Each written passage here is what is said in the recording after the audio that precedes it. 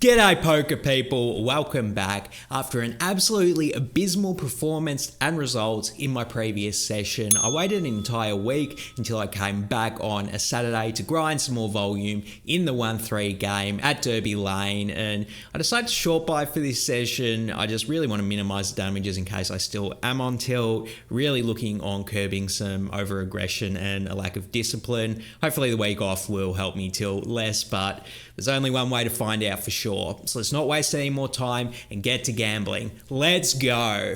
And we are back in the mix, this time for 500 bangers. Buying in a bit shorter today after my last session went pretty catastrophic. I really did want to minimize damages and buying a bit shorter just in case the punt devil on my shoulder started speaking too much. I wanted to sort of limit damages at the start of the session. If things start to go a bit better and there's a particular player in the game that I really think I should cover, then I will top up to 1,000. But we are starting off for 500 bangers where we play this first interesting hand where I'm on the button with 8-7 offsuit. I raise it up to 10, probably raising any two cards on the button since there are two passive players in the blinds, and as passive players tend to do, they do both call my $10 open. So we are three ways to a flop of Jack 6 deuce with two clubs. When the action checks to me, I think this is probably a pretty good spot to c-bet my entire range in position. I think both of the opponents are going to have plenty of whiffs on this board, and even if they do call here, we can probably get them off on later streets with continued barrels. So I go ahead and make it 15, and then I only get called by the big blind. So we're heads up to a turn, which is a repeat jack. It's a jack of hearts. When the villain checks it over to me now, this turn card is somewhat concerning because my opponent is going to have plenty of jack X combinations in their range defending out of the big blind, but they also have a bunch of other stuff. I think they're probably calling on the flop with any ace high combination, any pair that is pair at all, to be honest, since there is a 2x on the board and pocket threes probably isn't folding in the flop. So there still are a few things I can bet to get my opponent off of, and being that the board is this wet, I think if I use a smaller size for my double barrel here, we're probably going to get raised by Jack X most of the time, and then we're going to have a pretty easy give up when that happens. So I decide to go for it again here. I make it 25, and then the big blind tanks a little bit before throwing in the call. So when he does this, I think his range is mostly club draws, maybe a few hard draws as well, and then a bunch of those pairs that are pretty much any 6x or better pocket pair. I think a lot of their pocket 3s and 2x will probably fold on this turn. Whatever the case though, we do get to see a river, which is the ace of diamonds. Now here's where I pick up a little bit of a live tell that I'm going to clue you guys into. The big blind actually tanks for probably a good 15 seconds or so before deciding to check it over to me. Now, what I think this tank means against this specific opponent type, I think they were deciding whether they wanted to bluff or not on the river on this card that might be a bit scary for me, but ultimately decided against it. I don't think they would tank here for a while if they did have a pocket pair that was 7s through 10s. I think it's much more likely it's a flush draw, and what we can do with this read is essentially get a really cheap price on a bluff here, just trying to fold out flush draws that have a higher showdown value than 8 high, which is going to be most of them. So I go aside to go ahead and make it 35. And then the villain does tank for a few seconds before deciding to fold. I think it's very likely the tanking was just posturing, and we take down this pot. You love to see it. We are rolling to kick the session off, and things get even better because there's two limpers in front of us before we look at pocket aces in the cutoff. Let's go, my favorite hand in the whole known universe. I go ahead and raise it up to 20, and then both the limpers call. So we're three ways to a flop of 10-5-3 rainbow. When the action checks to me, you better believe if I was betting 8 high in the previous hand, I'm going to bet a hand this strong here. I go ahead and make it 30, and then both the villains call. So we're off to a turn, which is the 6 of spades. Both the villains check it over to me, and now definitely want to continue betting. I think there's a bunch of hands we can get value from. Any 10x, any 4x is now open-ended, and most of their 4x combinations are at least going to have one pair with them. So there's just so much we can get value from. I decide to go ahead and make it 80, but I wouldn't hate betting even bigger than that. I don't really like overbetting in multi-way pots, but even if we bet like 100, 125 here, I wouldn't think it's totally awful or anything, just because both of the opponents are going to have such wide calling ranges. Whatever the case though, I'll probably make a slight mistake and go a little bit too small with a bet of 80 here. Whatever the case though, we do still get 2 callers, which we're pretty happy with, although there is going to be a lot we have to fade on the river. And when the river is the 4 of diamonds, this is not one of the cards we were hoping to see on the river. Having said that though, both the villains check it over to me, and I do go in the tank a bit, and I'm starting to wonder how much will a single 10x hand call? And I really don't think I can go too big with a bet here. Probably would have to bet something 150 or maybe even less. And then as I'm starting to think about that, I'm like, wait a minute, the opponents have a bunch of 4x combinations in their range that would now have river 2 pair or a set most likely. So I actually do think betting here would be a bit too thin, particularly against 2 people. I think if I was against 1 person, I would definitely like a value bet here, but in this spot, it's just a little bit too thin in my opinion. So I do check it back, and then we get some good news because the low jack shows 5-4 of hearts. So very, very happy I did not go for the thin value on the river, because we wouldn't have been able to bluff them off of that hand. This next hand's a pretty strange one, and I'm actually pretty keen to talk about it. So there's 3 limps in front of our button where we have a Queen 9 offsuit. I go ahead and ISO it up to 25 here. Maybe a little bit too loose with the offsuit combination of this hand. Maybe over limping would actually be a better play. Whatever the case though, you know me, folding is boring. I go ahead and raise it up to 25, and then I get called by literally all of the limpers. So much for the isolation there. Whatever the case, we are 4 ways to a flop of 8-6-3-3 with 2 clubs. When the action checks to me, I am not going to bluff this board into 3 different villains. I check it. We get a free turn. I'm glad we do, because it's the Queen of Spades. And then the +1 player leads out for 25. Both the other villains fold. The action's back on me here. Now, when my opponent chooses such a small size for a bet here, I'm actually feeling extremely confident about the strength of my hand. I think if they bet something like 50 or larger, I will be worried about them having a king queen or an ace queen, or maybe even a flop set or 2 pair. But the fact they've used such a small size, I think it's indicative of them most likely having a draw that's trying to buy a cheap river by taking the betting lead, or maybe a pair that's worse than Queen X that is trying to buy a cheaper showdown / deny equity. So when that's the case, and that's the range of hands we put them on, I actually think we have a pretty no-brainer raise spot for value with the Queen 9 kicker. I go ahead and make it 75. If I had this decision back, I think raising something like 125 would actually be a much better sizing, since I think flush draws and straight draws are going to be pretty inelastic in this spot. Whatever the case though, I made it 75, and the villain does call. So I do like that we're getting thin value here. Probably could have got a bit thinner value, if you know what I mean. Whatever the case though, we're heads up to a river, which is the 8 of spades, pairing the flop top pair. When the villain checks it over to me, I still feel very good about my hand being good here, but I think we might have run out of value here. I think if my opponent did have a flush draw or a straight draw, there is nothing they will call on this river. So then if we bet, we're kind of just free rolling that the opponent does call us with an 8x hand. So I check it back, and then the villain shows a 6-5 of hearts. So let's go. I show my hand, and we end up taking in this pot. Very glad I raised on the turn and got that thin value. Let's go. So we're rolling. Let's carry this momentum through to the next hand. A passive under the gun player limps before I look down at ace king offsuit in the small blind. You know this hand is strong enough to raise. I go ahead and make it 30, and then I get called by the big blind and the limper. So we're 3 ways to a flop of ace 8-5 rainbow. The action starts off on me. If you've been watching this vlog for any amount of time, you know I like checking out of position in multi-way pots. Even though we flopped really strong here, I still think this is a good spot to go ahead and see what the other villains do. So I check it, and then the big blind checks as well before the limper goes ahead and bets 35. The action's back on me. I do consider check raising here, although I ultimately decide against it. I think that move would be a bit face up, and I would honestly worry about the villain hero folding worse ace-x combinations at a tight table. So I just throw in the call, and then the big blind folds. So we're heads up to a turn, which is the 3 diamonds putting out backdoor diamonds.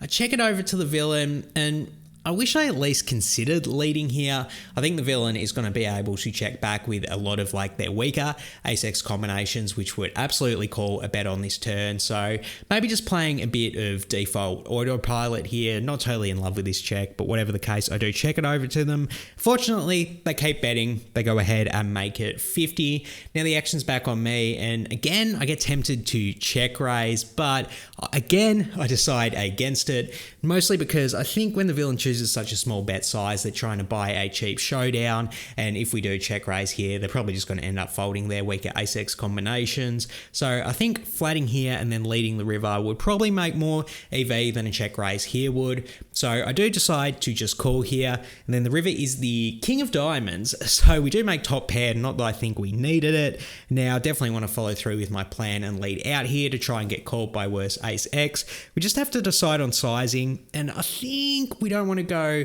with an overbet or anything for sure, just because that'll definitely fold my opponent's worst ace-x combinations, particularly when it's going to look like we have a lot of sets and two pairs on this river in particular. So I decide to go ahead and bet 150. Then the under the gun player folds pretty quickly, and I'm left wondering if I missed value by not taking a more aggressive line earlier in the hand.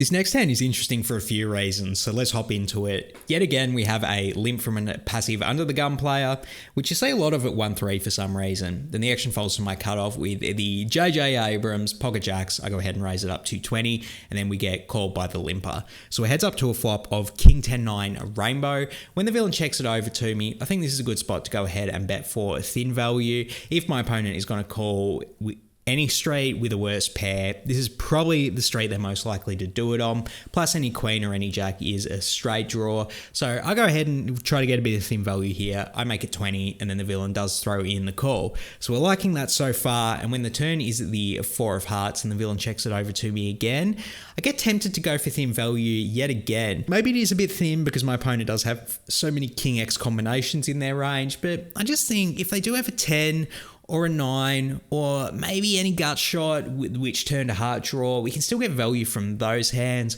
Might be value owning myself some of the time, but I still think villain's range is wide enough that we can get value with a smaller bet here. So I decide to size to 45. Maybe it's a bit too thin. Let me know what you think in the comments below. And then the villain thinks for a little bit before throwing in the call. So we think we're liking it, although we're not sure what the villain has. Then the river is the 10 of hearts, not only pairing the 10, but also putting in backdoor hearts.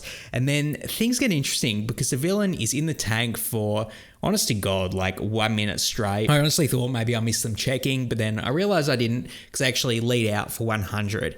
So the action's on me here, and honestly, I'm not that worried about them having King X anymore, unless it's specifically Ace King, just because I don't think that hand would take this line. I think it's much more likely that the value part of their range is a 10, essentially, maybe a backdoor flush, although 10X seems a lot more likely. If they're bluffing, it'd probably have to be with Queen 9 or Ace Queen, because when the backdoor hearts get there, it's hard to imagine they called a turn with a hand that had less equity than that. So I just have to decide, do I think this opponent is bluffing? And the answer to that question is a pretty resounding no. They're a passive opponent. I'm playing in a 1-3 game. I'm just not going to give them credit for over bluffing in this spot, in all honesty. And in game, I actually snap folded this hand, and I'm pretty happy with the play in all honesty. But the fact that I don't think my opponent had a king, and they did have a 10x or a flush on the river, makes me feel good about my thin value bet on the turn. So sometimes, even when we don't win in poker, we can feel like we played the hand really well and hopefully get some fulfillment from that alone, because we are not getting the money to fulfill us in this pot. Here we go, we get a bit cheeky in this next one. So a passive player actually raises this time. They go ahead and make it a cool 20. No straddle, no limp, no nothing. They just cold open to 20. And the action folds to my cutoff and I peel pocket 4s. Now typically this will be a pretty trivial fold. I do not want to get in the habit of calling over 6x opens with pretty much any hand. Maybe trapping with premiums is okay sometimes. But there's a slight dynamic to this hand that I actually think makes calling good, and it's the fact that we have a very fun player in the big blind, and the EV we're going to make by hitting a set against them is, it's going to be a lot of EV. So just because of that one dynamic, I do decide to call here. Maybe even with that consideration, it's a bit loose, whatever the case. Do want to play pots with the big blind, so I call here. And then unsurprisingly, the big blind does call as well. So we are going 3 ways to a flop. Fingers crossed we hit the set, and the board is 10, 6, 3 with 2 clubs. So no, we do not hit a set. The big blind checks it over to the under the gun raiser, who goes ahead and bets 35. The action's back on me, and again, probably a pretty trivial fold until I look over at the big blind and I realize he's completely disinterested in the hand. He's got his cards ready to fold and he's already texting on his phone, which I mean sometimes might be a reverse tell, but just having played with this guy a lot, it's not a reverse tell. He doesn't care about trying to reverse tell me. So I do decide to throw in the call here, knowing it's very likely we will get position on the turn. My opponent at least has some ace-x bluffs on the flop. So I throw in the call, and then the big blind does fold. Very happy we weren't getting reverse telled there, whatever the case. We are heads up to a turn, which is the ace of spades putting out backdoor spades. Then the under the gun player thinks for a few seconds before continuing to bet for 75. Now, I would not fault anyone for folding here. Sure, my opponent could have turned ace king or ace queen like very easily in this spot, but part of me gets a bit suspicious because they look really nervous when they bet, and I'm wondering, do they have an overpair to the 10 that's worse than the ace-x, and they're kind of nervous about it, but they don't want to check because there's 2 flush draws out there and they want to get value from those flush draws.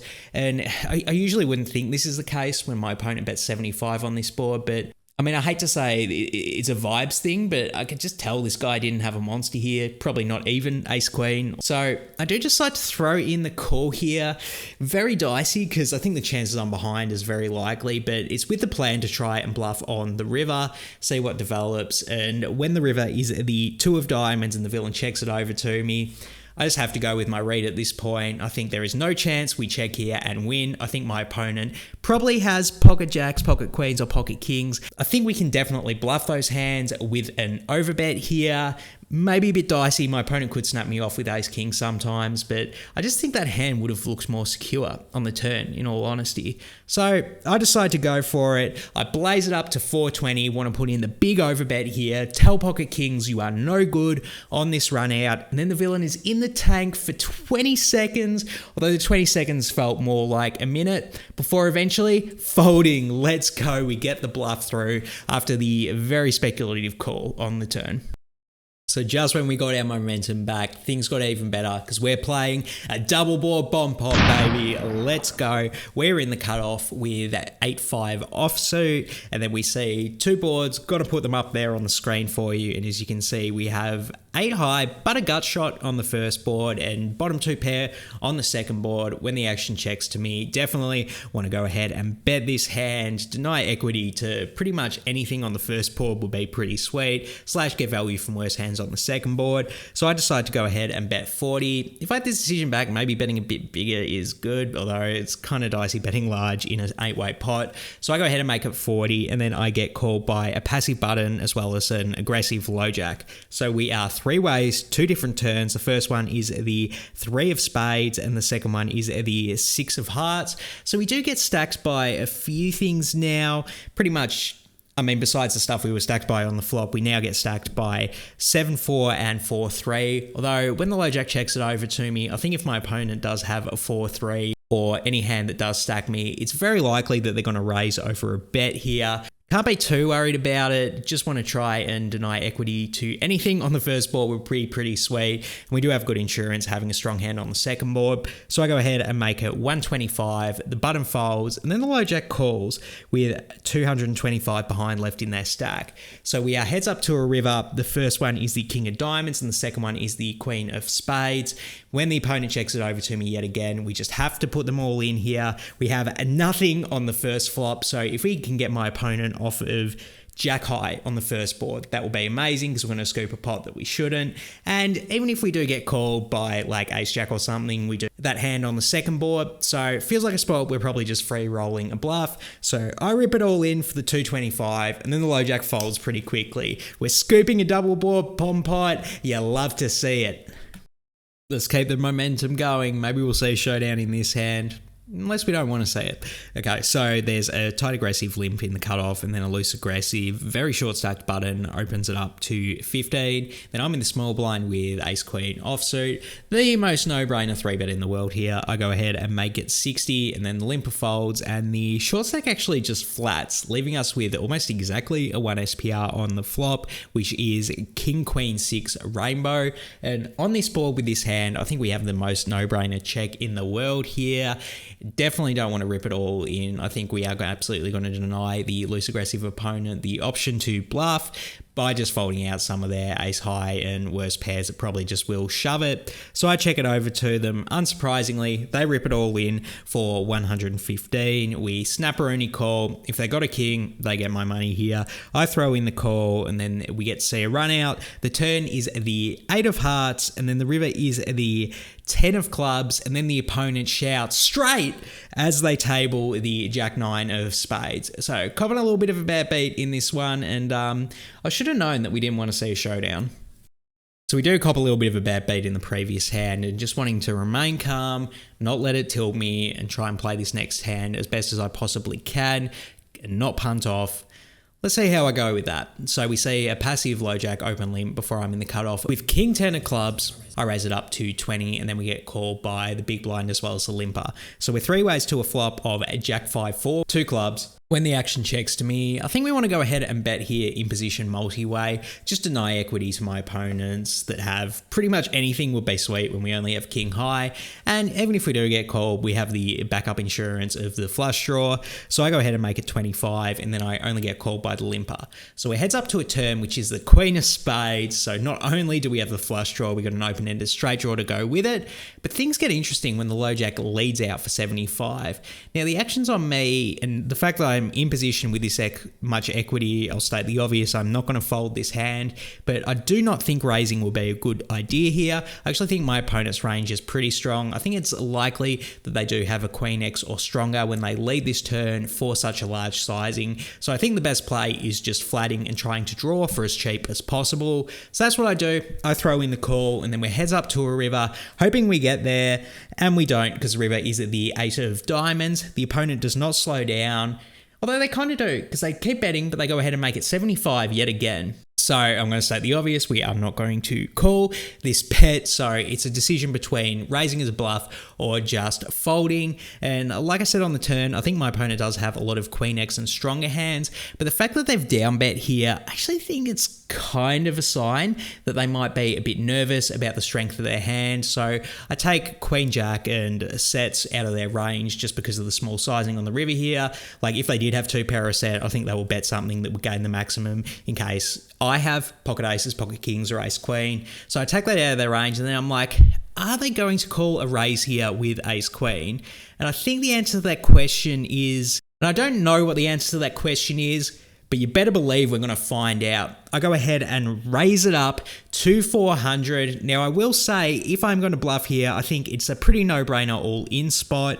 I mean, that would actually be an overbet of the pot. We're kind of giving the opponent a better price to call with their queen X when we only go 400, and that's if going all-in is even a good play as a bluff here. Let me know what you would do in the comments below, but you know, it's lead bets, lead punts. I go ahead and raise it to 400, and then the villain is in the tank for probably about 30 seconds, and then they call. So we did not want to see that. I end up showing the bluff, and then the villain shows queen 10 offsuit. So there you go. I'm just left wondering, if we ripped it all in, would have we been able to get them off of that hand?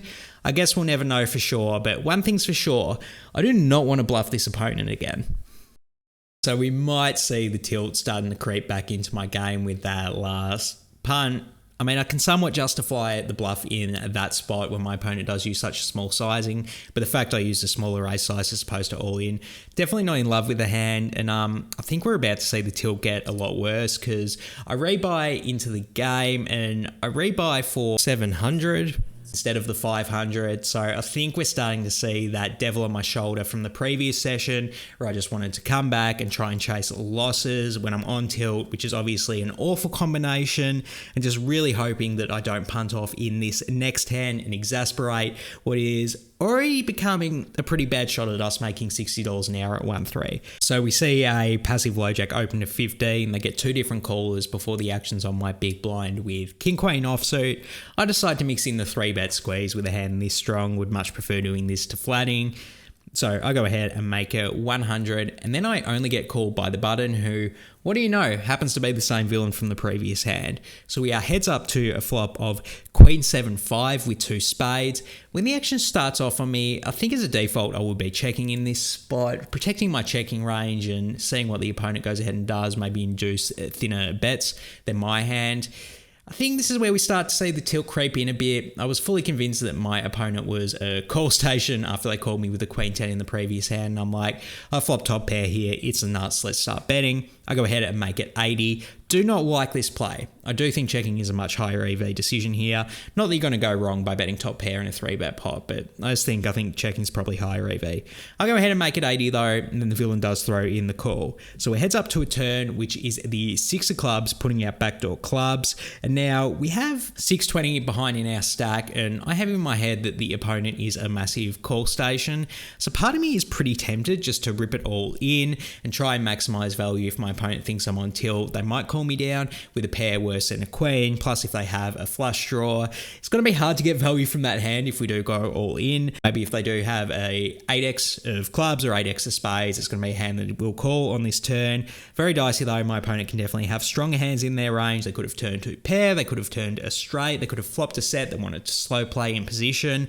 So I think ripping it all in here, despite my opponent being what I perceive to be a call station, probably a little bit too thin with this hand, particularly at this deep of an SPR. So I think this is where we see me go on full-blown tilt. This is a FBT shove because I rip it all in for 620. Do not like this play. Very bad in all honesty. It's not going to stop me from tilting off here though. I rip it all in for 620, going for the thin value, and then I get snap called, which is god-awful news. We know exactly what that means. We're probably drawing dead. I end up showing my hand, and then the villain shows pocket queens. So they double flatted the queens, and they are going to get us for our entire stack here. The river's a 6 of spades, not that it bloody mattered. We end up losing this hand, and I had to tilt quit after this. I am absolutely punting off. It's very frustrating because I thought the session was going really, really well up until we bluffed off in with the king 10 hand, and things just gone downhill, and now I'm down over $1,000 because I couldn't control my tilt. So I decided to leave here, but I am so mad at myself after this session. Like the last one went awful because I stayed longer than I should have. At least I'm leaving early this time. But yeah, I've just been on tilt, way too overly aggressive, way too punty. And I think it is absolutely tanking my chances of winning this challenge. And the amount of frustration I'm feeling is just absolutely through the roof. Can't stand it. There you have it, the worst of the worst, the most interesting hands I played over this 6.5 hour session. I will say I do think I improved on my quality of play from the previous session. I do like a lot of the plays I made, particularly prior to the King 10 suited bluff, which is very frustrating in all honesty, because I think we were on track to have an A-grade session. Now I just got too big for my britches, made that one punty play, and then let it tilt me, and I punted off even more in the next hand. The king-queen value shove on the turn is just ridiculous. Just me being pissed off at the villain for calling my honestly pretty bad bluff in the previous hand. So I kind of want to give myself an F grade, but I don't think I can. I like that I left early, and I really like a lot of the plays I made at the start of the session. So I'm going to give myself a D grade for this one. Slight improvement on last week, but obviously nowhere near where we want to be, and rightfully so. I had a pretty big loss on the session, 1,200, which is going to send the $60 an hour at 1-3 challenge absolutely in the dirt. We are not even close to having made $60 an hour at 1-3. And honestly, if there's a lack of quality of play continues going forward, I don't know how we could ever hope to have a win rate that high, or even have be a winning player at 1-3. So I absolutely need to turn things around and start playing better, start playing more disciplined, and just stop bloody punting so much. So make sure you hit subscribe and see how I bounce back in the next session, and if I can actually go back to playing poker well. For now though, I'm out of here. Bless.